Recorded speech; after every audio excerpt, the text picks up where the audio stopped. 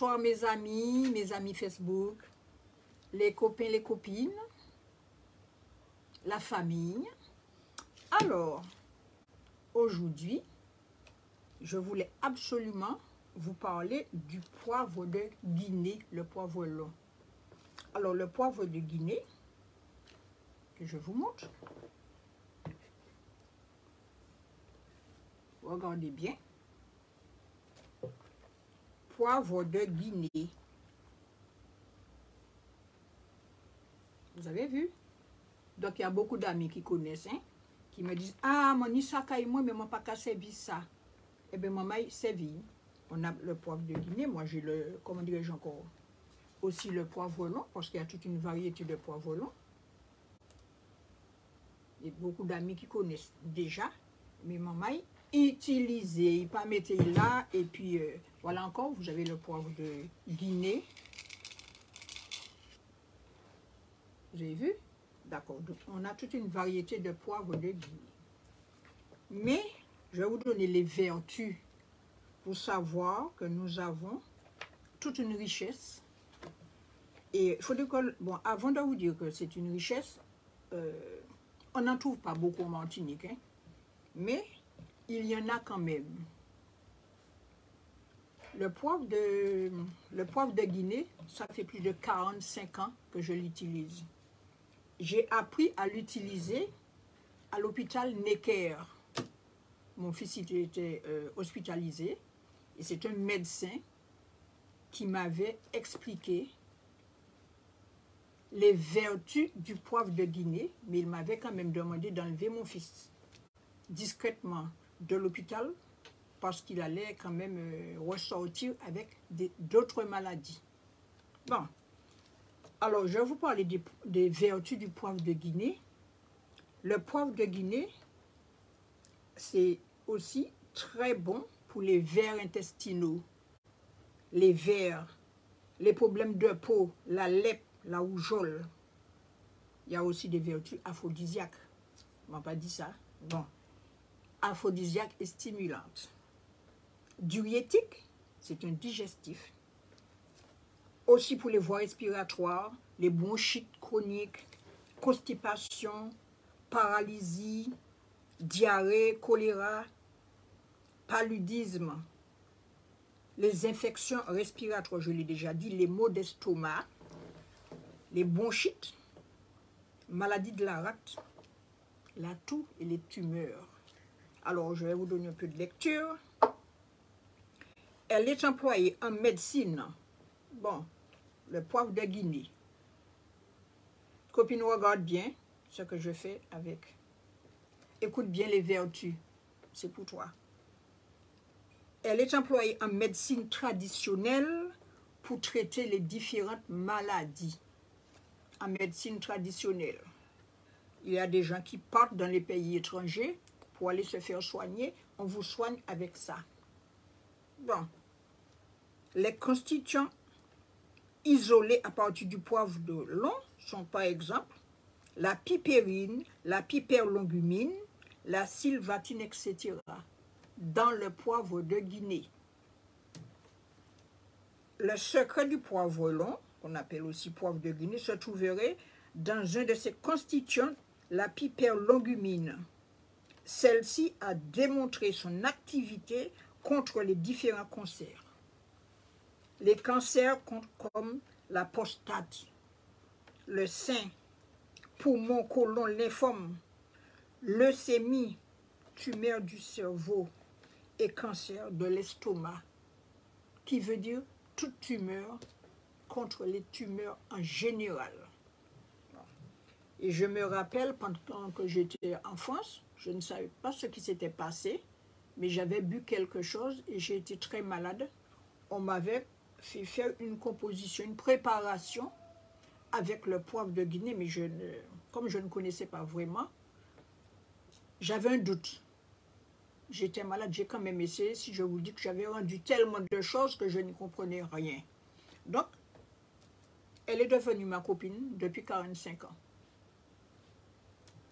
De manière générale, un extrait de poivre long induit la mort des cellules cancéreuses sans affecter les cellules non cancéreuses, ce qui en fait un extrait naturel intéressant pour lutter contre les tumeurs.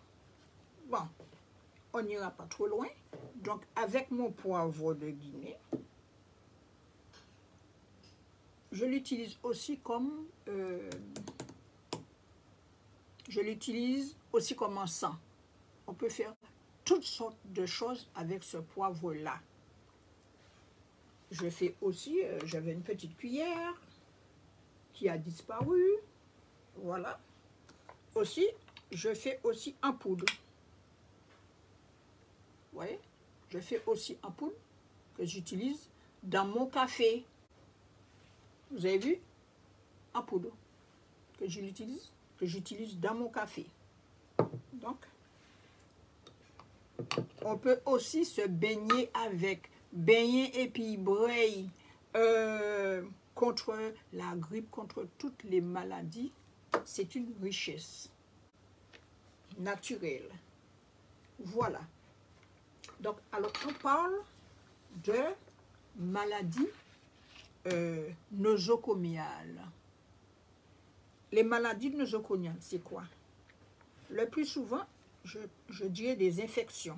Le plus souvent, on rentre dans un hôpital pour, je ne sais pas, par exemple, extraire, extraire des dents. Eh bien, à l'hôpital, je ne dis pas que c'est général, à l'hôpital, on peut ressortir avec une infection nosocomiale. Alors, l'infection nosocomiale est considérée comme nosocomiale si elle était absente au moment de l'admission à l'hôpital.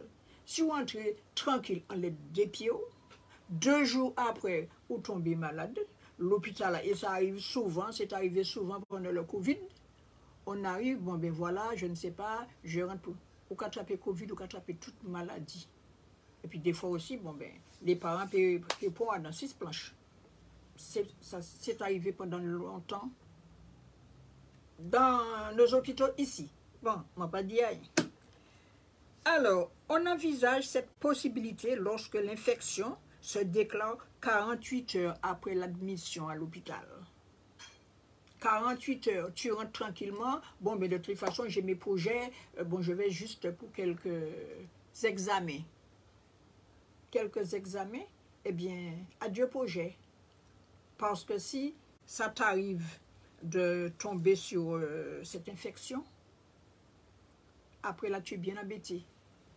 Donc, il faut savoir si 48 heures après, tu es plus malade ou entré, c'est que tu as récupéré ça à l'hôpital. Tout le monde le sait, tout le monde connaît ce genre de problème. Alors, l'infection aiguë du poumon liée à un microbe. C'est ça, l'infection nosocomiale. Tu sors tranquillement et puis tu récupères un microbe à l'hôpital. Alors, pour la petite histoire, par exemple, on pourra dire que, alors à l'hôpital, on va vous donner des, comment dirais-je encore, des médicaments, toutes sortes de médicaments, mais ils ne se rendent pas compte que c'est là que vous avez récupéré cette maladie. Et quand vous avez récupéré cette maladie, ça atteint les poumons ou plus mal qui vous est entré. Donc il faut faire attention à ça. Je n'ai rien contre les médecins, je n'ai rien contre les hôpitaux, mais c'est écrit là. Là, on a fait une réunion, on a fait, comment dirais-je encore, on a un petit groupement qu'on travaille beaucoup dessus. Et là, tout est écrit, on a sorti des documents qui parlent de tout cela. Donc, voilà ce que je voulais vous dire, mes amis. Donc, ceux qui ont le poivre de Guinée chez vous, là, ne laissez pas dans un coin pour faire la forme, pour dire, m'en connaître ça, mon itibrin. Chérie, gardez. De toutes les façons, c'est aussi diurétique. Ça dépend de ce que vous voulez faire. Mais moi, j'en mets dans mon café de temps en temps. Et jusqu'à maintenant, mes problèmes de santé, c'est un médecin qui m'avait appris cela. Jusqu'à maintenant, je l'utilise. Je suis toujours équipée, j'ai toujours mon poivre. Je donne à mon fils. Chez moi, tout le monde prend le poivre de Guinée. Alors, par exemple, on a d'autres poivres de Guinée. On a le petit poivre de Guinée, là. Il faut savoir l'utiliser. Aussi, on peut faire son parfum. On fait beaucoup de choses parce que pendant longtemps, j'ai travaillé dessus et beaucoup de choses. Mais aussi, avant, les gens disaient, « Oh, qui ça qui a passé ?» Il y a aussi même poivre Guinée ici, là. Poivre Guinée. Poivre Guinée. Donc, il faut savoir l'utiliser. Si vous ne savez pas l'utiliser, pas meilleur, pas fait aïepi, mais là, adoptez ce poivre-là. Adoptez-le. Et dès que vous aurez un petit problème, et puis vous pouvez en prendre. Ça n'a pas de contre-indication, seulement n'en abusez pas. Ça n'a pas de contre-indication. Alors, les amis qui en ont, là, samedi, il y avait comment dirais-je encore, le village des Africains. Beaucoup d'amis disent, ah, mais j'ai ça chez moi, mais vous faites quoi avec? On ne l'utilise pas, mais on va directement à la pharmacie, acheter un produit chimique, parce que, non, utilisez les produits naturels. Ça, c'est très naturel. Et aussi, quand on va dans certains endroits, selon ce que j'ai appris, on peut mettre un poivre long, un poivre de Guinée, dans la bouche. On lave et on le met dans la bouche. Moi, ça m'arrive de temps en temps, ça dépend. Alors, avec la période de Covid, oh là là, eh bien, moi, j'allais partout. J'étais à l'hôpital, je n'ai pas eu de problème de Covid et tout, parce que j'avais toujours ma copine poivre de Guinée dans la bouche. Et puis, il y a beaucoup d'histoires. Alors, ici, nous appelons ça, pour ceux qui connaissent, on l'appelle poimette. Pourquoi pas poimette? Parce que quand tu as ça, ça guérit tout et tu peux faire beaucoup de choses. Poimette, je le mets sur un petit charbon ardent, c'est de l'encens en même temps. Oui? C'est de l'encens, ça te nettoie l'intestin, etc. Voilà ce que je voulais vous dire pour aujourd'hui. Donc, prenez note. Je vais, la semaine prochaine, vous donner encore d'autres vertus sur notre poivre de Guinée. Merci de m'avoir écouté et prochaine émission. Bye bye, bonne soirée.